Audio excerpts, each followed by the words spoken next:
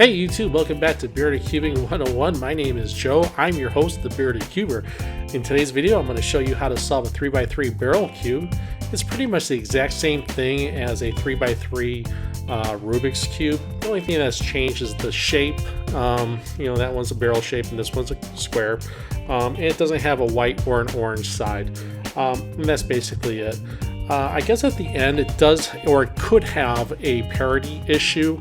And I know we haven't discussed parity just yet, but basically parity means that the cube has worked its way into a position where you're not going to be able to solve the cube unless you take a drastic step. We will get into that because this is not the only cube that has parity issues. But this is a great starter cube, man. It actually it handles just like a 3x3, the exact same algorithms. And it does have a parity situation, which we're going to get into. And it also has a shape-shifting capability to it, where you're going to end up with different slices, pie slices and squares and wedges and such. But it's basically a great cube for your beginner cube for shape-shifting and stuff. And it's really going to help you out with your spatial orientation as well. Okay, so if you're ready, go ahead and grab your 3x3 barrel cube and we'll get started. Okay, folks, welcome back. If you got your cube, go ahead and scramble it up and we'll get started. Now, this cube here has a lot of similarities to the 3x3. We're just going to have edge pieces, corner pieces, and a center piece. I'd like to start on red. So let's just go ahead and find the red center, and we'll get these pieces into place so we can get started. This cube does not turn very well. It's got pretty poor turning capabilities, but it is what it is. Okay, so just like the center, just like the 3x3, we're just going to go ahead and place these corner pieces. So if it's on top, just bring it down to the bottom. The bottom row, just like that. And then place it. There it is. There's one on the bottom. Put it right above an empty slot, just like the 3x3. Turn it so it's facing you. Turn it out of the way. Bring the side down. Place it. If it's on top, just bring it down to the third layer, just like the 3x3, so it's facing you. And go ahead and place that. And if you haven't seen the 3x3 video, go ahead and check it out because it's really going to help you out solving this one. Okay, so this yellow piece needs to go here. So just like the 3x3, turn it away from where you want it to go. Turn this side down so it's directly across from each other. Turn both layers, middle and bottom, together. Take these three, turn it up so it matches with this red. Turn that red up. Turn these two in the direction of this red pie slice. Turn that into position and turn that back. Okay, so the last yellow, this needs to go right here. So turn it away. These things have to actually be lined up pretty good for it to be able to turn. Turn both of them together. Take these three reds, line it up with these three reds. These two on the same side as the protruding red. Turn it out of the way and position that. Okay, so now we have the top two layers complete. Now comes the bottom layer, and now we're going to see if we have parity or not. We're going to use the exact same algorithm, which goes F, U, R, U, R, F. Okay, we have something recognizable here. We have a horizontal line here, but remember we want to get the cross. So this time we're going to want to get a gray cross this way and this way. So let's see if it'll work out. F, U, R, U, R, F. Okay, it's not going to happen. So no matter how many times I do that FUR, URF algorithm, this is never going to lay down correctly. And this is what's called parity, and it's basically you can keep doing that same algorithm until you're blue in the face. It will never flip over. So the way that I get around this, and I'm positive that there's other algorithms out there that can fix this. But to be honest with you, I'm sure they're long, I'm sure they're complicated, I'm sure you really don't want to bother with them. I'm going to show you something that you're going to be able to actually use in other cubes as well. So what I want to do is I want to get these two pieces here to lay down. I want these two to be permutated correctly. So what I'm going to do is I'm just going to move this over. And now remember this algorithm because you're going to be using it in other cubes now. So it's going to be on the right, okay? And what I'm going to do is I'm going to bring it down and I'm going to go left, up, right, down, right, or left, up. Okay, so that one is correct. Well, I'm going to turn this. So let's do this again. It's going to go 1, 2, 3, 4. Don't skip on the 4. 1, 2, 3, 4.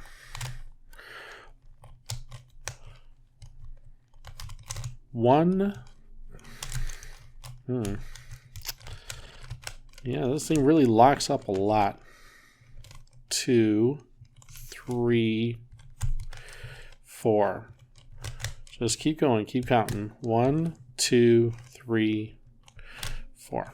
Okay, so now that that's all lined up, what I want to do is I want to bring this one here down to the bottom, just like that. I'm going to bring it so that it faces me. Okay, so all I did right there was it was just like this. I brought it down to the bottom, and I brought it so that it faces me. Okay, and I want to turn this, bring it up. Basically, I'm forcing it in. Okay, that's all I did was I forced it in there. And now I want to make this one lay down. So I'm going to use the same algorithm. 1, 2, 3, 4. This is what we're looking for. 1, 2, 3, 4. 1, 2, 3, 4. Perfect. Flip the cube over, or I'm sorry, don't flip it over, but you're going to want to replace this one. So take this and just like you did before, turn it off to the side, down, turn both, bring these together, place that, just like that. Okay, and now we're looking at this again. So this time we're going to go 1, or F, U, R, U, R, F. Now we have a cross, okay? And this is easily solved. Just bring this right here and go. We have actually another pie slice down there, which needs to go there. So no big deal. Just go. Just the same algorithm I showed you before. Make sure that's all lined up. 1, 2, 3, 4. 1, 2, 3, 4. Next up is this one. 1, 2, 3, 4. All right. Now that we have everything lined up correctly, we can just do the same algorithm one more time, and then it'll get these two solved. So 1, 2, 3, 4. 1, 2, 3, 4. Next. Again, it's 1, 2, 3, 4. 1, 2, 3, 4. 1, 2, 3, 4. And again, 1, 2, 3, and it's solved. So that was a nasty little parody situation. That doesn't always happen. It might happen, I don't know, maybe half the time that you do it. But that's, kind of the fun of being able to do these cubes is, that it's not always going to be cut and dry. Sometimes you're going to have to take other steps to get these cubes done. and that was just one of the parity algorithms that I know that I do. And I wouldn't even really call that an algorithm. I just call that just a little procedure that you have to go through to get that squared away. But I guess if you do want to learn an algorithm for it, I guess they are out there. I don't really know them. And I don't really care to know them because this one works just fine for me. And this is what these are the procedures I use in basically all my cube solving.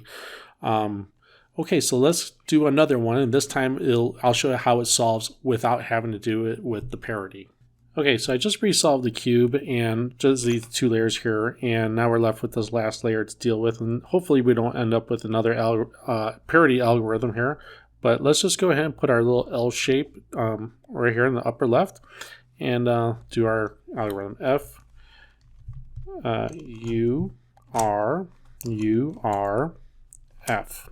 Okay, great. Hopefully this looks familiar to you.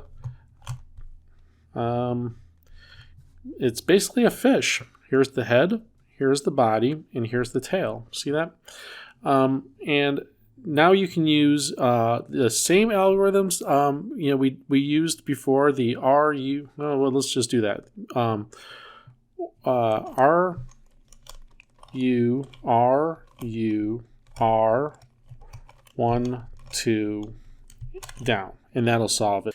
Okay, so here's another interesting situation that you can run into where you have a fish pattern on this side and a fish pattern on this side. You just go ahead and use the counting algorithm, the 1, 2, 3, 4, 1, 2, 3, 4. Remember, don't skimp on that 4, and then just bring the next one over and just do the same thing. 1, 2, 3, 4. 1, 2, 3, 4. 1, 2, 3, 4. And again, 1, 2, 3, 4. One more time.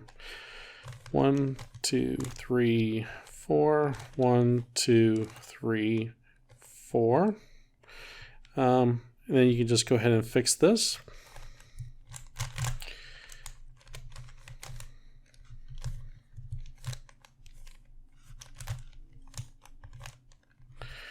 And then you ended up with a cross, and basically you have like a fish pattern. Here's the head, here's the body, here's the tail, and you also have a cross. And remember, if you have a piece on this side, just go ahead and keep it there.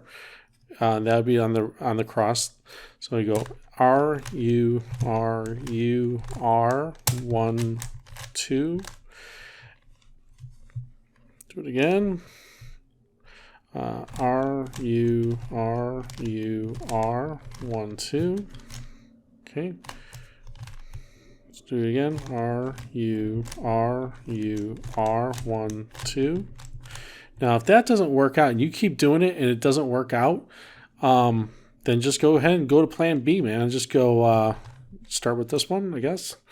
And then just go 1, 2, 3, 4. And just keep doing that. 1, 2, 3, 4.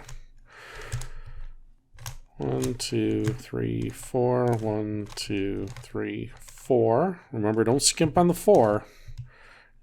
1, 2, 3, 4. 1, 2, 3. And that'll solve the cube as well. So if plan A doesn't go as planned, just go ahead and use plan B. There's always one more way to get this cube done than you think.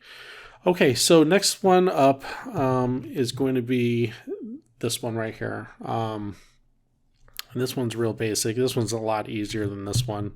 But this one's pretty basic too. None of them are terribly difficult. It just takes a lot of time, practice, patience, and some effort, memorization, all that stuff. Everything that's worthwhile, in doing something worthwhile takes patience and effort and all that stuff. Okay, so next one up will be this one, and this is a real nice pyramid.